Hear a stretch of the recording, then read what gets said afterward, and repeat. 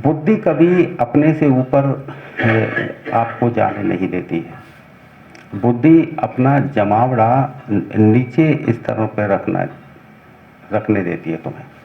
बुद्धि का पैर जमीन पर रहता है, वो बुद्धि तुम्हें जमीन से ऊपर उठने नहीं देती। इसलिए जो भी अर्थ हैं उनके आप जमीनी स्तर पे लगा लेते हैं, और उनको मैं कई बार सुनता हूँ, ये महात्मा लोग जो जैसे यूट्यूब वगैरह पे या कहीं कथा वथा सुनाते हैं, तो उनके अर्थ तो बिल्कुल साफ हैं, बिल्कुल साफ है, उनको तुम पढ़ोगे तो भी साफ नजर आएंगे, मैं तो समझ गया सारा। अरे तुम्हारे ऐसे ही समझने से यदि वो समझ में आए, तो महात्मा जिस ऊंचाई से बोल रहे थे तो वो बात भी समझ में आ जानी चाहिए थी, वो बात भी समझ में आनी चाहिए थी। अब जो बात है, जो इशारा है, वो तो समझ में आया नहीं तुम्हें, और तुम उसको पकड़ लेते हो। फिर तुम क्या करते हो, उनको पढ़ लिया कि तो गीता पढ़ ली हमने, रामायण पढ़ ली हमने सब कुछ पढ़ लिया, तो कर क्या रहे हैं इतना पढ़ने के बाद भी?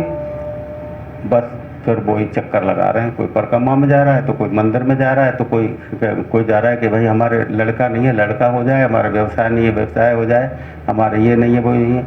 अरे उसमें ये चीज़ें जो सहज घटित होने वाली थी उनको मांग रहे हैं आप।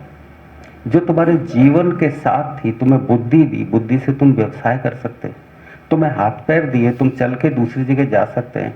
परमात्मा ने तुम्हें सोचना समझना सब दिया, जो कुछ दे दिया फिर उसे ही मांग रहे हैं आप उससे।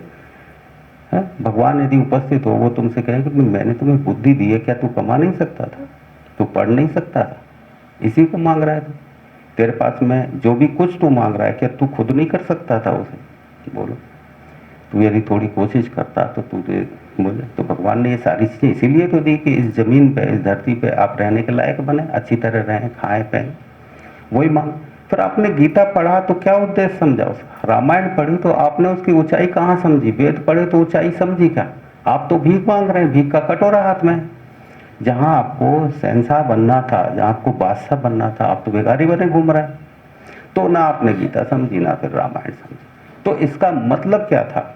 क्या ये लिखना चाहते थे महात्मा? और ये नहीं लिखना चाहते थे, आपको बुद्धि से पार कुछ और है ये बता देना चाहते थे, और आपकी बुद्धि आपको अपने से पार जाने नहीं देती।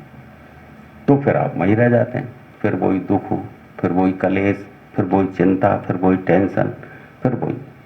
जैसे अभी जो मुझे याद आ जाता है वो बता देता हूँ। जैसे कि एक चौपाई है, ढोल गवार शूद्र पशु नारी रामायण में सकल ताड़ना के अधिकारी। अब सीधे सीधे अर्थ है, अर्थ पूछने की जरूरत नहीं है, लेकिन तुमने जमीनी स्तर पे ही सोचोगे इसे कि जमीन इससे ज़्यादा ऊंचा स्तर हो नहीं सकता, क्योंकि सीधा ही अर्थ है, इसमें दिमाग लगाने की जरूरत ही क्या है? पढ़ लिया, तर्कों में उतर गए और लड़ाइयों में उतर जाओगे, और पता नहीं क्या। अभी मैंने सुना था रामायण पे बैन लगाओ कि ये जो है शूद्रों के लिए इस तरह की बात लिखी गई। अरे जब तक किसी चीज़ को समझोगे नहीं, तब तक आप इसी तरह से ही और तर्कों में चले जाओगे, लड़ाई झगड़ों में चले जाओगे, लड़ाइयों धर्म के नाम पे बंटवारे हो जाएंगे, लड़ाइयाँ हो जाएंगी, और एक दूसरे से बैर बन जाएगा। ये चीज़ें नहीं है। ऐसा नहीं है कि इसका अर्थ यही है, इसका अर्थ यही है, लेकिन इस कुछ पार की अवस्थाओं में लिखी गई चीज़ें, ऐसा नहीं। सूद ढोल गमा, संगति से उनका अर्थ है कि संगति किसी चीज में यदि बैठा नहीं हो तो, और संगति बैठ नहीं रही हो किसी चीज से, तो ताड़ना, यानी पीटना नहीं होता, ताड़ना। ताड़ना को ढंग तुम अपने ही अर्थों में, ताड़ना हम आंख दिखा के भी कर सकते हैं, ताड़ना हम रूठ जाए तो भी ताड़ना ही है, हम किसी से ना बोलें तो वो ताड़ना ही है एक तरह से, थोड़ा सा तेजी में बोल जाए ये भी ताड़ना ही है, थोड़ा सा पीटे नहीं बस जरा सा हाथ उठा लिया ये भी ताड़ना ही है। ताड़ने का मतलब पीटना कहाँ है? संगति बैठाना, कि हम तुम्हें आंख दिखा रहे हैं, हम तुम्हें इसलिए रूठ रहे हैं कि तुम्हारा मेरा तालमेल बैठ जाए, संगति बैठ जाए, इसलिए रूठ गए तुमसे। थोड़ा सा तुम तो जब देखोगे तुम मनाने लगोगे, तालमेल बैठ गया, मन जाते हैं थोड़ी देर में, यही तो बात होती। तो तालमेल बैठाना, संगति बैठाने का मतलब होता है ताड़ना। अब इसका अर्थ तुम पीटना ही लगा लो अपनी मर्जी से, तो भाई उसका कोई इलाज नहीं, वो राम जी के पास भी इलाज नहीं। तो ढोलक जैसे होती है, ढोल गंवार ढोलक है, यदि तुम इसको पीटो तो फट जाएगी वो, पीटो नहीं, उसके साथ में ऐसे तालमेल बैठाओ कि वो एक स्वर देगी, एक संगीत देगी, नाचने लग जाओगे तुम। यदि तुम उसको तोड़ने पे आ जाओ, डंडा जोर से मारो तो वो टूट जाएगी। अब उस पर संगति बैठानी है तो मैं तुम यदि संगति बैठाओगे तो उसे पीटना नहीं कहते हम ढोलक को पीटना नहीं कहेंगे। उसमें ताल के साथ यदि बजाओ तो वो पीटना नहीं है। वो उसी तरह जैसे हम रूठ गए या आंख दिखा दी, हाथ देखा, तो उसे ताल संगति बैठ गई तो वो नचा देगी। गंवार का मतलब है जिसमें समझ नहीं है। अब ये ऐसा नहीं है कि समझ तो समझदार लोगों में भी नहीं होती, जो पढ़े लिखे हैं, जो इतना पढ़ लिख गए वो उनमें भी वो भी मूर्खता कर रहे हैं। जिनमें गंवार का मतलब है जिनमें समझ नहीं है ना। तो उस जिसमें समझ नहीं है तो उसको पीट के ही समझाएंगे जब ही पार पड़ेगी क्या। उसको हम थोड़ा सा तरीका ढूंढते हैं कि थोड़ा चुप हो गए, उसके कन्नी काट के चले, भीतर तो गुबार भरा पड़ा है और भीतर तो भरे पड़े हैं कि नहीं साहब हम तो कोई नाराज नहीं है, और लेकिन बगल से बिना देखे निकल रहे हैं।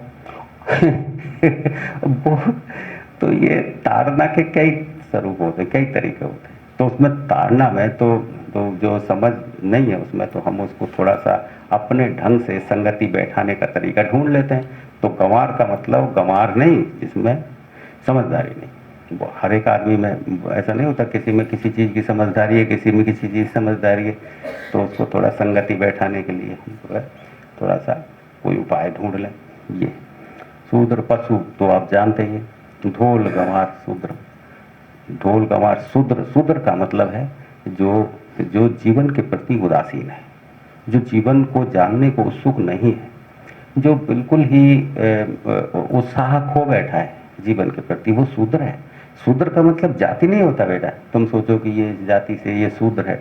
अरे शूद्र तो मेरी नज़र में तो दो ही जाति हैं, शूद्र और ब्राह्मण, इससे अलावा कोई जाति नहीं मेरे। शूद्र तो वो है जो उत्साह खो गया है, जिसे जीवन के प्रति आंखें मूंद ली हैं, वो नए को जानने को उत्सुक ही नहीं है, जो जानना ही नहीं चाहता नया क्या है, जो है पुराना उसी में जी लगाया है। बस जिंदगी तो पार करनी है, जीना है बस, ठीक है एक दिन निकल गया एक ही सही, दूसरा निकल गया दूसरा, इसी तरह से बस खाया कमाया और बस इसी में बुढ़ापा आ गया, मर गए चले गए। ये कोई जीवन है? ये शूद्र ही है, ये शूद्र है, इससे ज़्यादा कुछ नहीं।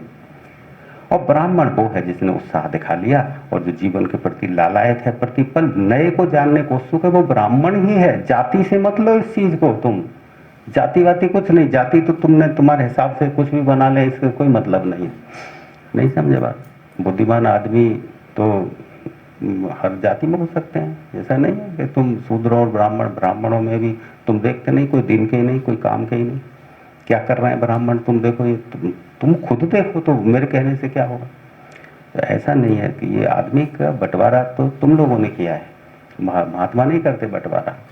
तो शूद्र को मैंने बताया जो उत्साह अपना नहीं रखता नए के जाने, ढोल गंवार शूद्र पशु नारी। और नारी का मतलब है जिसने, गोस्वामी महाराज ने जिस समय ये लिखा था उस समय नारियों की दशा घर तक सीमित थी। उस समय गोस्वामी महाराज ने लिखा था नारी बेचारी घर तक रहती थी, उनको घर से बाहर नहीं निकलने दिया जाता। आज तो सब नौकरी कर रही, सब चाकरी कर रही, बाहर निकल रही। तो जब वो रहती थी घर में, आदमी बाहर रहते थे, तो वो बाहर की समझ और वो मकान की समझ अब तालमेल नहीं बैठता था। तो उस समझ को तालमेल बैठाने के लिए कभी रूठ गए, कभी आंख दिखा दी, तो वो ताड़ना होती है। अब वो कहते कि भाई तो नारी को पीटो, तो ये कोई तरीका है? तुम अपने मर्जी से अर्थ कर लो उसका, तो ये तो अर्थ नहीं माना जा सकता है।